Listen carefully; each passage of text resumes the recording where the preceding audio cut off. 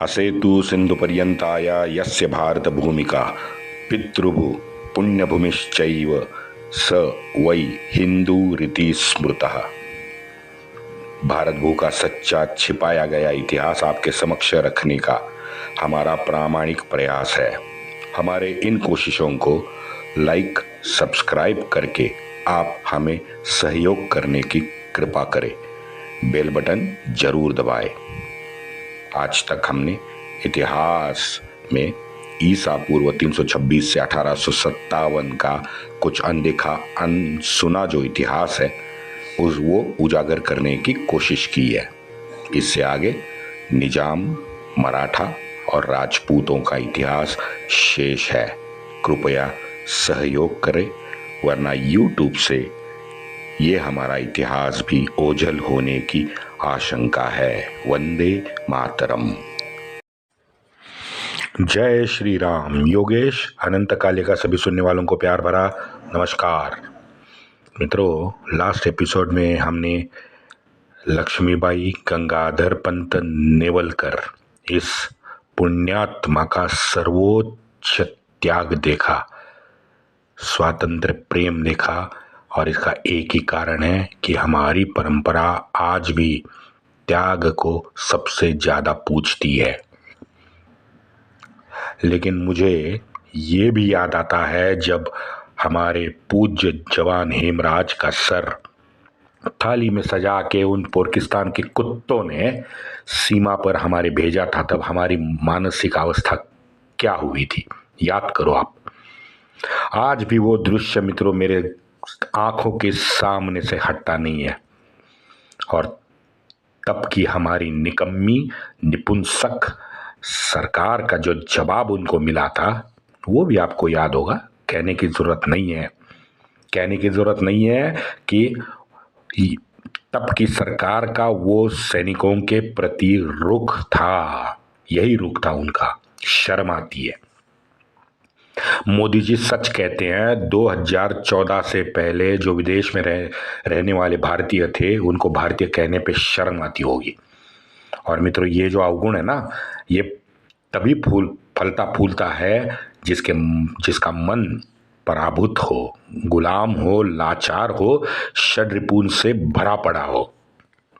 फिर दोहराऊंगा वो अटल जी की कविता, मैंने बार बार उसका रेफरेंस आपको दिया है।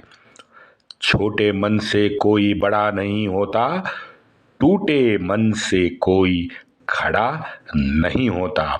1600 साल की ये दर्द भरी हमारी दास्तान है।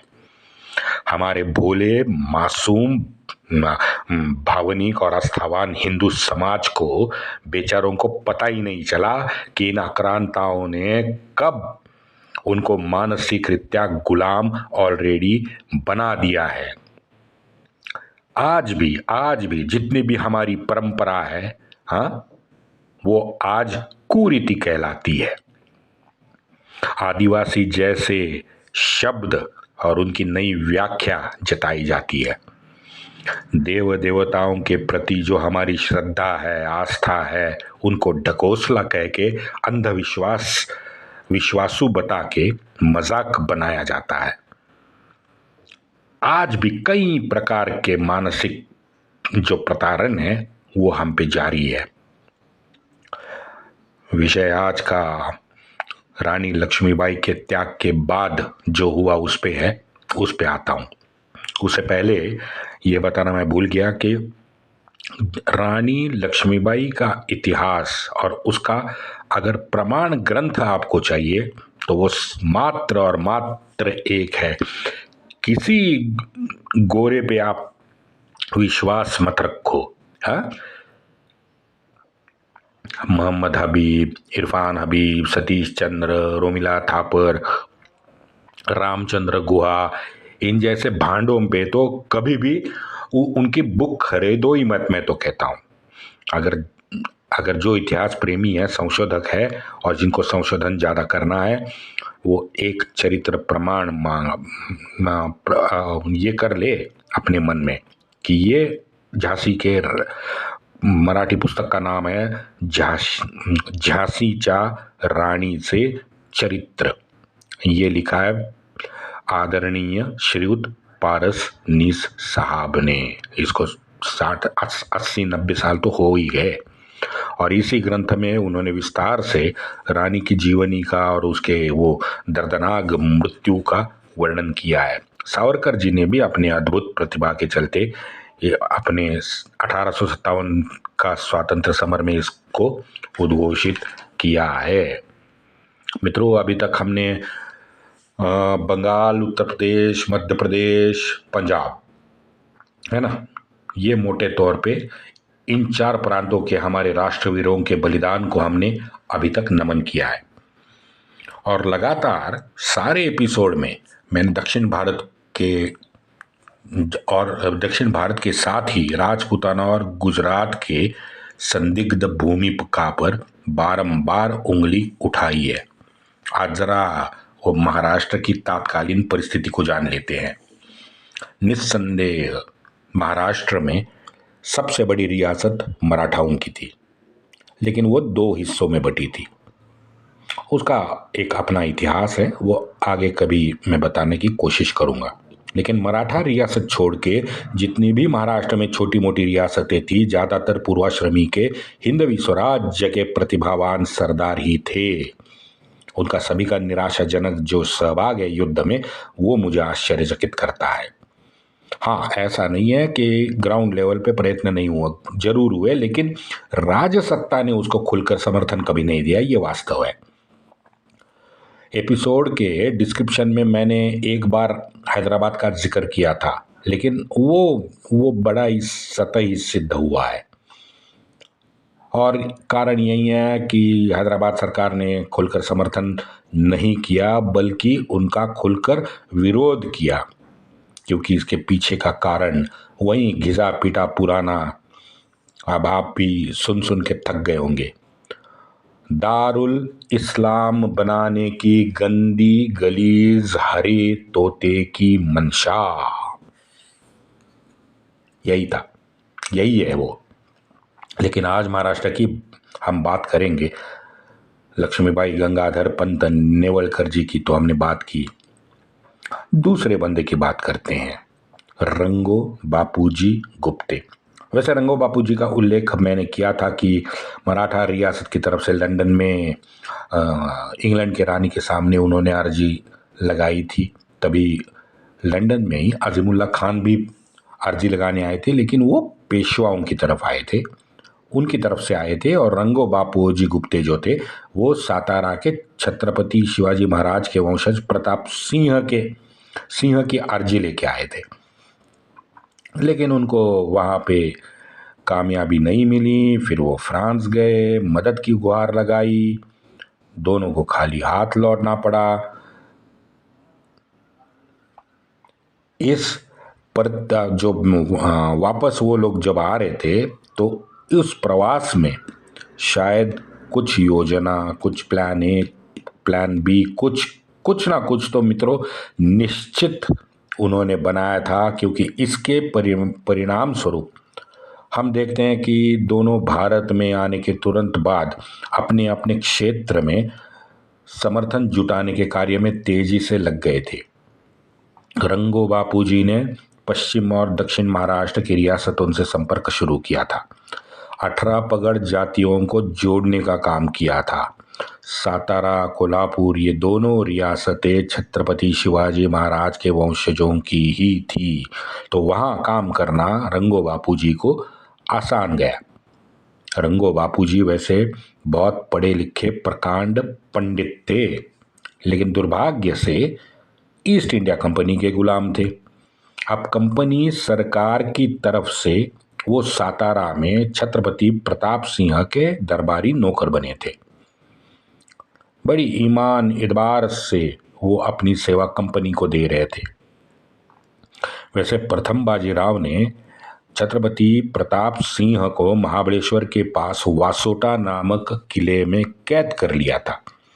तो उस वक्त यहीं रंगो बापूजी ने बड़ी मेहनत करके मुंबई के गवर्नर एल्फिंस्टन को मनवाया, उनको मध्यस्थ किया और उनको मध्यस्थ करके अपने प्रताप सिंह को छुड़वाया है।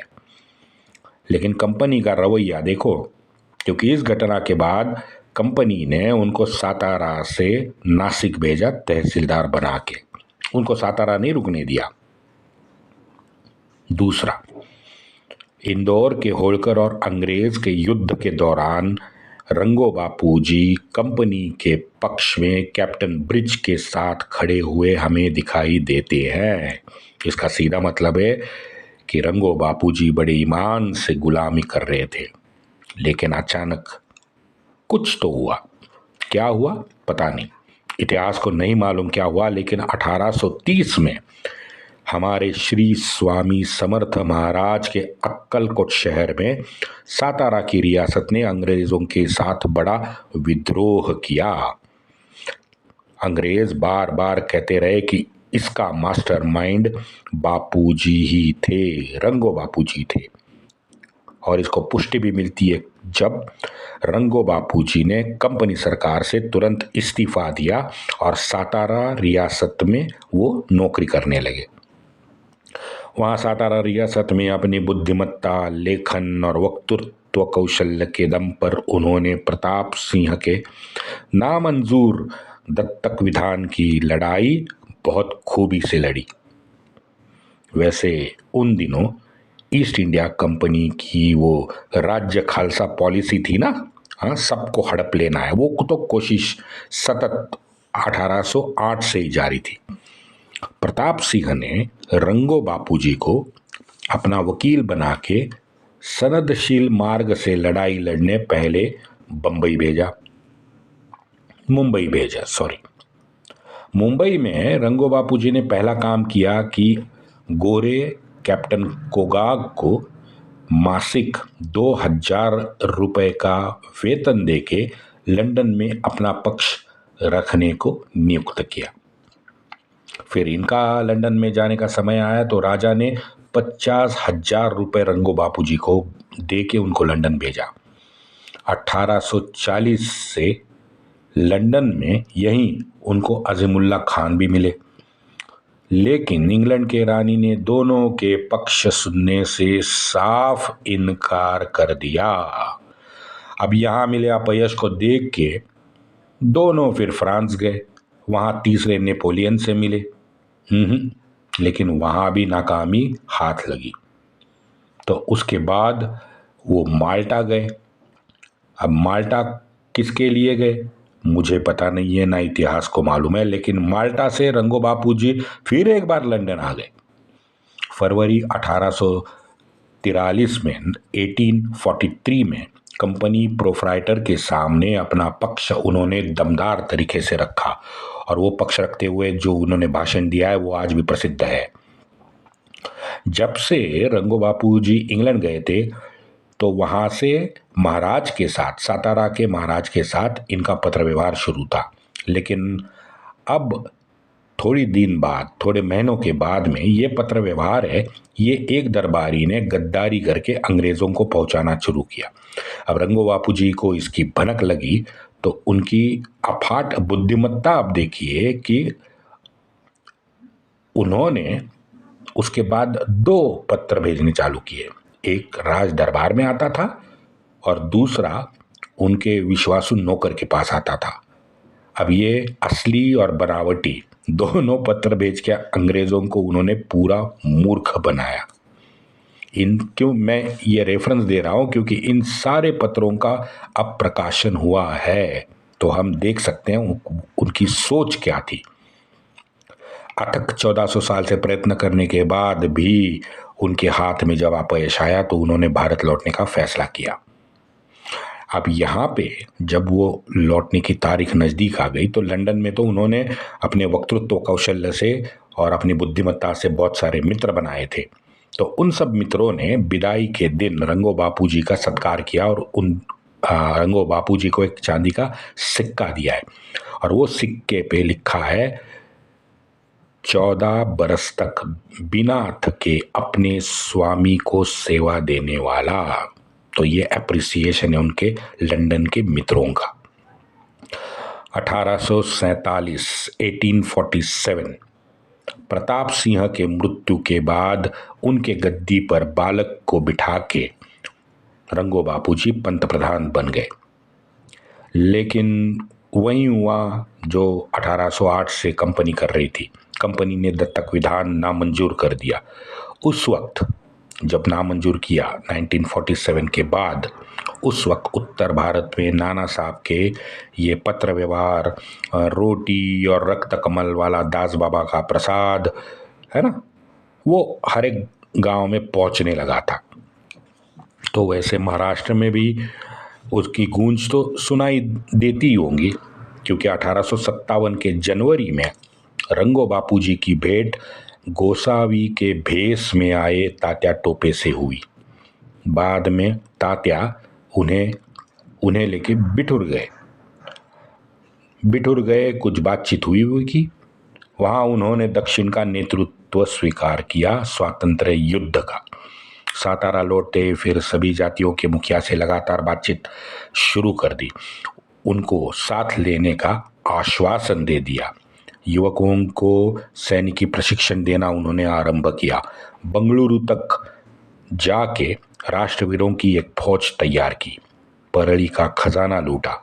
सातारा, वाई, महाबलेश्वर इलाके में जो भी गोरे अंग्रेज थे, उनको लगातार मारना, पीटना, लूटना शुरू हुआ। सारे पुणे, मुंबई के अंग्रेज महाबलेश्वर को फेवरेट टूरिस्ट स्पॉट मानते थे, आज भी मानते हैं। लेकिन उससे नज़दीक पुणे से 60 किलोमीटर दूर एक संस्थान था, भोर, और उसका राजा था चिमणाजी पंत सचिव। अब इन भोर के संस्थान के राजा चिमणाजी पंत सचिव को रंगो बापूजी गुप्ते ने मना के उधर उनके भोर में सैन्य भर्ती शुरू की, और वो अंग्रेजों के आंखों के सामने आ गए। तुरंत अंग्रेजों ने उन्हें पकड़ने के लिए अपनी फौज भेजी, लेकिन वो भोर से निकल चुके थे। वैसे रंगो बापूजी के दो सगे भतीजे यशवंतराव और वामन राव गुप्ते, इन दोनों ने 500 अपने राष्ट्रवीर मराठा इकट्ठा किए थे। क्यों? वो उनको सैनिकी प्रशिक्षण देके सीधा कालपी निकल गए, जहां उन्होंने नाना साहब को मरते दम तक साथ दिया। मैं ये क्यों बता रहा हूं? क्योंकि इन 500 के 500 नाम आज भी लिखित है, और उनमें से एक भी मराठी वीर 1857 के बाद वापस यहाँ घर नहीं लौटा है। इसका सीधा मतलब है इन्होंने नाना साहब को आखिरी मरते दम तक उनका साथ दिया। वैसे ग्वालियर की आखिरी लड़ाई में रंगो बापूजी स्वयं उत्तर भी गए थे। इस आखिरी लड़ाई लड़ने के लिए उनमें प्रत्यक्ष सहभागी भी रंगो बापूजी गुप्ते थे। तो इसका सीधा मतलब है कि ये योद्धा भी थे, सिर्फ राजनैतिक अधिकारी नहीं थे। इन युद्ध भूमि का भी इनको अनुभव था। बाद में उन पर मुकदमा चलाया गया और उनके साथ यहाँ महाराष्ट्र के 17 लोगों को फांसी की सजा सुनाई गई। अब उन 17 लोगों में से उनका खुद का बेटा सीताराम और बहनोई केशव चित्रे भी शामिल थे। हम लोग कहते हैं ना कि आंगनवाड़ी, सरकारी स्कूल में अफसरों को मेहनत करनी होगी, लोगों को भेजना होगा, लेकिन इन अफसरों के जो लड़के हैं वो तो अमेरिका, इंग्लैंड में ही जाएंगे। तो ऐसा गुप्ते जी ने नहीं किया। उनका खुद का बेटा और उनका बहनोई केशव चित्रे भी उन्हीं लोगों में से था जिनको अंग्रेजों ने बाद में फांसी दी। एक रात चमत्कार हो गया। अब जहां पे रंगो बापूजी को कैद में रखा था फांसी सुनवाने के बाद में, तो उस रात चमत्कार हुआ और कैद से उनको छुड़वाया गया। अब किसने छुड़वाया, कैसे, क्या कांड हो गया, इतिहास को ये भी नहीं मालूम, लेकिन रंगोजी बापू गुप्ते जी छूट गए। बाद में रंगो बापूजी बैरागी बन गए और 1870 में दारवा जो हमारे तालुका है, वहाँ एक कुपरी नदी है। वो कुपरी नदी के तट पर बैरागी बाबा के नाम से प्रकट हुए 1870 में। बाद में माहौर के जंगल में वो निकल पड़े और आखिर में 4 मई 1885 को अपने दारवा के मठ में उन्होंने समाधि ले ली। ये थे रंगो बापूजी गुप्ते, हमारे आदरणीय स्वातंत्र्य सैनिक। अपनी भूल सुधार के उन्होंने अपने भारत माता के प्रति कर्तव्य का मरते दम तक ईमान से पालन किया। वंदे मातरम।